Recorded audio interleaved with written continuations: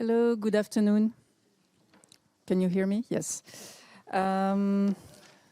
So we are going to continue this wonderful afternoon with the dark side of the lantern. I would like to invite Mr. Martyn Joly to come here on the stage. Martyn Joly is an honorary associate professor at the Australian National University School of Art and Design. He's been very, very active in the research about lantern, and he will talk about Professor Pepper in the Land of Bushfires. Martyn, I don't know if I can. Where's the slide advance, Céline? The slide advance.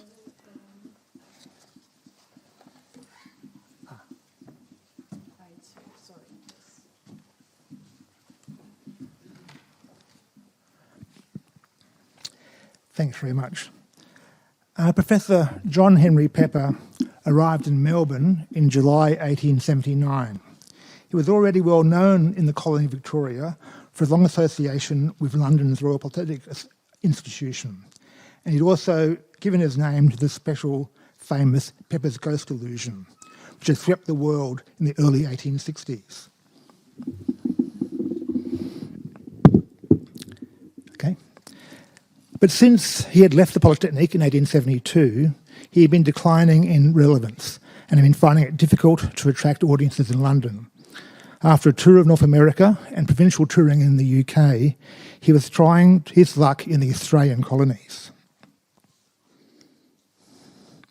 So here he was, in age 58, with fame but with declining oratorical powers. He was following in the wake of many other internationally famous artists, actors, opera singers, dancers, lecturers, and spiritualist mediums who came to the colonies in search of audiences. Most moved on after a few months when audience numbers dwindled, but unusually, Professor Pepper stayed for an entire decade. Pepper's arrival had been keenly anticipated in the press. His manager had hired the Athenaeum Hall for a public welcome. He had brought with him a huge stock of apparatus to support various illusions: theatrical presentations, dissolving view shows, science demonstrations and lectures. The total cost was £3,000, including £328 for the new metempsychosis illusion, designed and built for him around a giant sheet of specially mirrored plate glass. There was also a triennial magic lantern, especially built for him by Otway and Son. There was an electric light, an oxyhydrogen microscope, and of course the well-known Pepper's Ghost illusion. Pepper had an entourage as well. We all need an entourage, including his wife, an adopted son, assistants and mechanists, including the actual son of the firm Otway and Son. Australians already knew the Pepper's Ghost illusion well. 16 years earlier, only 8 months after its Christmas time London debut, no less than 4 pirated versions were offered in Melbourne. And the illusion had been doing the rounds of the colonies ever since then. But now we had the man himself, in person, to present the illusion. Colonists also knew the Polytechnic and the related institutions well. Many had visited as children before emigrating to Australia. Pepper's arrival prompted nostalgic reveries of home by many writers, such as Marcus Clarke, who fondly recalled the whirring wheels, the darkened rooms, where a magical procession of pictures swept onwards in self-lighted splendour. Victoria was also a colony already devoted to popular science. Pepper was purportedly not received at the Royal Society of Victoria. They had been holding their own conversazioni since 1877, 2 years before Pepper's arrival, where colonists could directly interact with the latest science themselves and not sit in a theatre seat and experience science as an illusionary entertainment. Pepper's approach to Australia was the same as in the UK. He presented a large scientific festival in a properly fitted out theatre where the major illusions were presented. When bookings flagged, the program could be varied because of the large stock of apparatus he had brought with him. in large cities. He also mounted scripted theatrical productions built around the Pepper's Ghost illusion. As theatre audiences dwindled, he also gave more formal scientific slide lectures to adults in halls and mechanics institutes. When those audiences began to dry up, he began to give lectures to children, often by arrangement with public schools. Finally, he would offer private scientific instruction. In each colony, he would begin in the capital and then tour country towns of smaller and smaller size.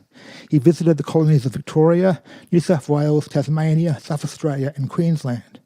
I estimate that he travelled at least 15,000 kilometres by steamship and steam train and went to at least 40 different towns over 3 gruelling years.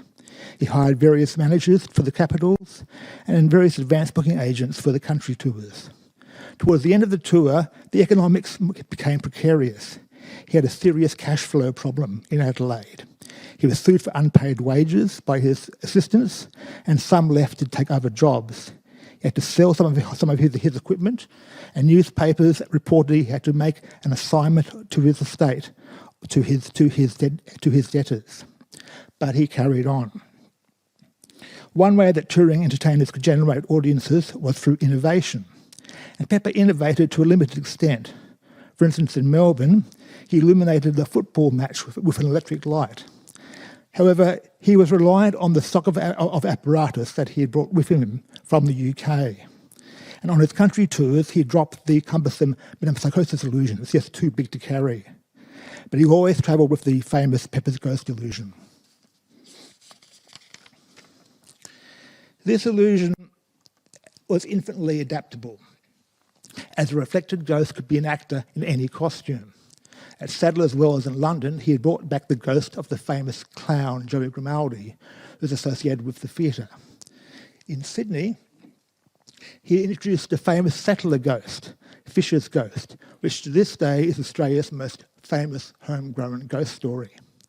The story was based on a real murder in Western Sydney in 1826, when a real greedy settler had murdered his real neighbour, Frederick Fisher, telling people that from the district that Fisher had returned to England, leaving him with power of attorney over his property. But supposedly, Fisher's ghost began to appear, sitting at the top rail of a fence, indicating to passers-by the spot where his body had been buried.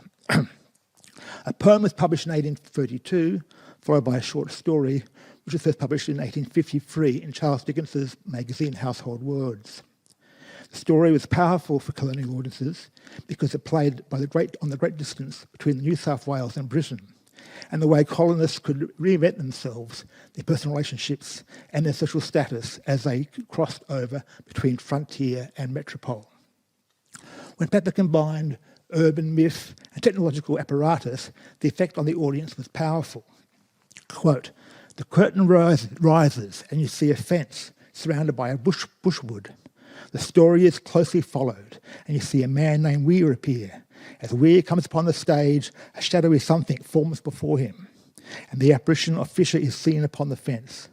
Weir tries to grasp it, but his hand encounters nothing, and the ghost vanishes." On another occasion, he experimented with another Australian ghost. Just 2 days after the hanging of in the Melbourne jail of the famous Australian outlaw Ned Kelly, Pepper adapted his illusion to bring back his ghost. But this reflection of contemporary events was a one-off. Maybe it was too soon after the hanging. Touring these illusions across long distances, even by train, was a challenge, and the role of the advance agent was essential. For instance, the burghers of the central Queensland town of Roma wanted a visit from the famous Pepper. But Pepper's advanced booking agent frankly advised that he needed to make at least £50 to £60 over 3 nights for Pepper to come. As the ticket prices are of around 2 shillings, that's 500 to 600 people. So Pepper didn't go to Roma. He did, however, go to Bundaberg on Queensland's north coast, which he regretted. The attendances were poor, and Pepper, usually known for his avuncular cheerfulness, was unusually bitter about the competition he faced from other entertainers, such as blackface minstrels. Professor Pepper has been somewhere half a century.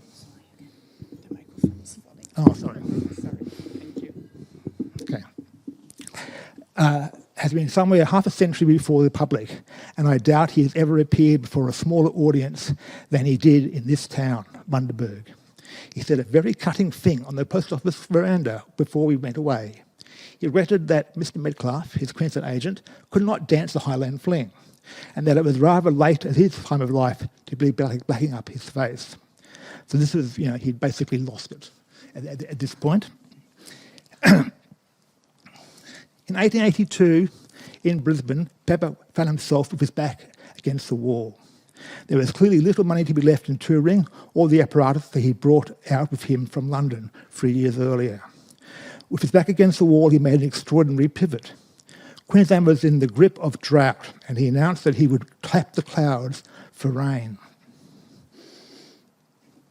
He would hoist an explosive mine into the air on kites, which when detonated would cause rain to fall. He hired the racecourse, but relied on his own technical and mechanical expertise rather than the resources of others and skills of others. And the performance was a disaster. The kites, which were made of steel, would not fly. A cannon exploded on the ground, and he became a colonial laughingstock. Nevertheless, he stayed in Brisbane. He began teaching chemistry courses for the Brisbane School of Arts, which was expanding into a technical college, and he became a mineral assayer for the government. With Queensland's economy driven then, as now, by speculative mining ventures, this must have been a lucrative venture. For being virtually bankrupt in 1880, by 1883 he was able to build a comfortable bungalow for his family. In 1889, Pepper returned to London. The, quote, ruddy-faced, white-haired professor was greeted affectionately by those nostalgic for the erstwhile prince of the Polytechnic, and he was invited back to the Polytechnic to give a Magic Latin lecture. In my 10 years' personal experience in Australia, illustrated with a large number of dissolving views in the old style, he painted a stereotypical colonist picture of the astonishing growth of the colonies, and showed them pictures of his Queensland home, which we see here. But the lecture disappointed his new Polytechnic audience, who felt that he had lost his touch. He told the press that, on the whole, he'd done rather well in the land of bushfires, and I suppose he had.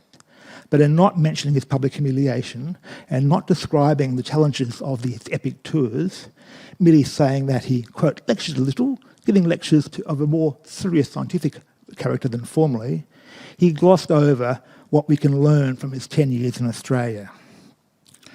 In many ways, Pepper reminds me of an ageing rock and roll supergroup touring sports stadiums with tons of stage equipment and a series after series of platinum albums.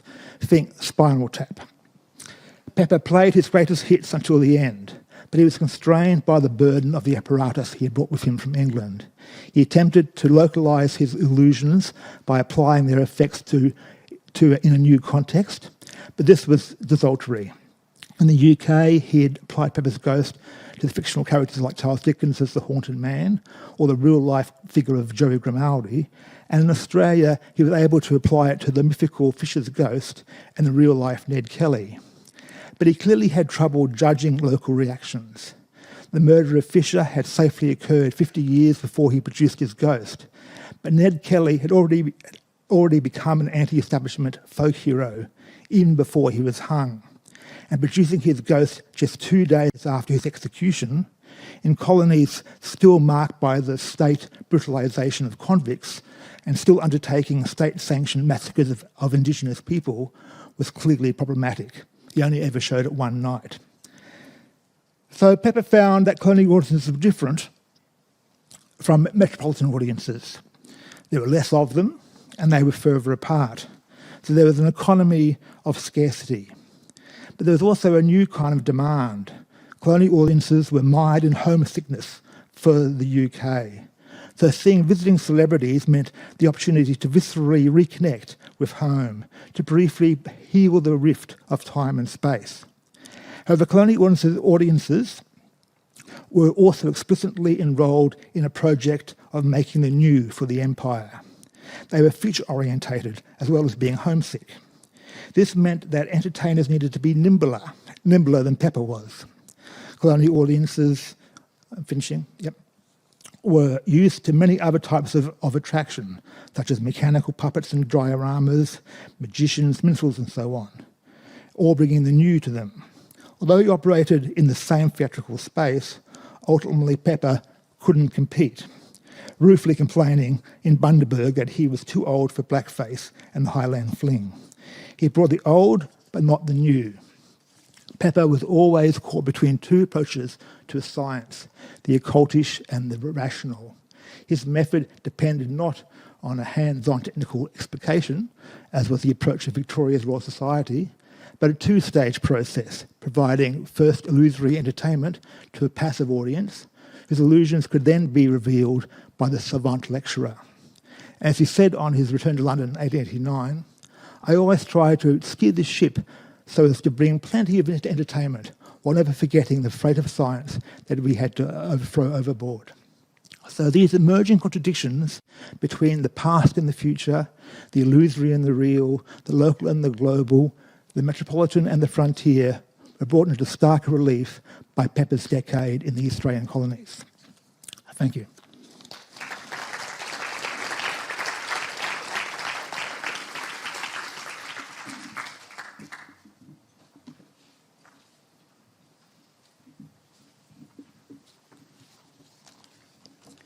Well, thank you very much, Martyn Joly. Now we're going to pursue this panel with, sorry, I'm wrong page, with